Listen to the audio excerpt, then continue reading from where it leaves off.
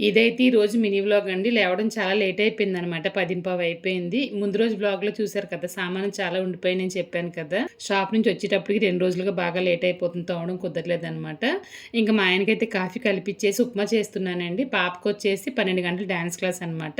ఇంక బాబొచ్చేసి షాప్‌లో కూర్చుంటాడు. ముగ్గురైతే టిఫిన్ తినేసి షాప్‌కైతే వెళ్ళిపోయారండి. నేనైతే కిచెన్ మొత్తంగా క్లీన్ చేస్తూనే సామానమైతే తోముతున్నాననమాట. ఇంక ఈ లోపైతే మా ఆయనైతే చికెన్ పంపించారు. మధ్యాహ్నం ఒక 2:30 టైంకి వస్తాను వంట చేసి పెట్టేయి అని చెప్పి అన్నారనమాట. అందుకని చెప్పేసి నేను సామాను కొన్ని తోమిని పక్కన పెట్టేసి ఇంక వంట చేయడం అయితే స్టార్ట్ చేసేసాను. చికెన్ కర్రీ చేసి, చికెన్ 65 చేసి, ఆమ్లెట్ వేశాను. కొంచెంగా పప్పు టమాటో చేశాననమాట. ఇంకొక విషయం అండి, ఇక్కడొచ్చేసి చికెన్ తినకూడదని ఏమీ లేదనమాట.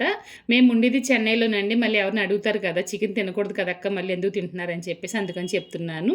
ఇంక మా ఆయన భోంచేసేసి మా బాబు కూడా లంచ్ బాక్స్ తీసుకెళ్ళిపోయిన తర్వాత ఉన్న సామానమైతే తోమేసి కిచెన్ అంతా క్లీన్ చేసుకుంటే ప్రశాంతంగా ఉంది.